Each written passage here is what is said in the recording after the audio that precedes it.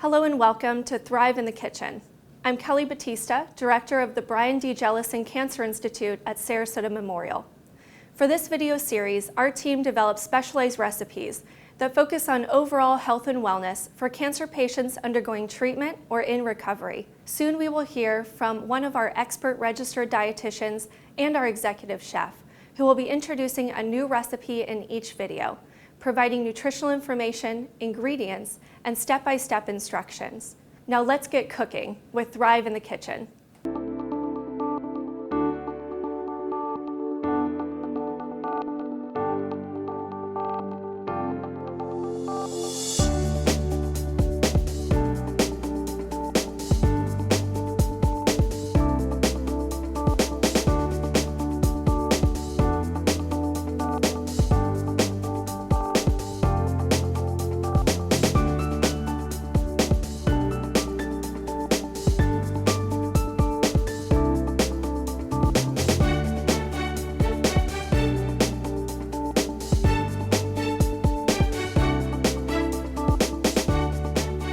Chicken salad is easy to prepare and can be made ahead of time.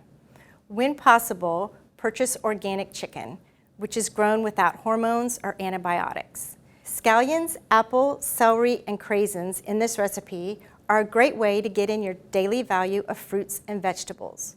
Remember, the goal is for 5 servings of fruits or vegetable a day. If you're a cancer survivor, increase it to 8 or greater. The American Cancer Society recommends 2 to 2.5 cups of fruits and vegetables per day. Polyphenols in apples are concentrated in the skin. When possible, choose organic apples, which have less exposure to pesticides. Tarragon is an herb related to the sunflower family. It's high in iron, potassium, and manganese. Tarragon pairs well with many chicken recipes. It can actually increase your appetite and aid in indigestion.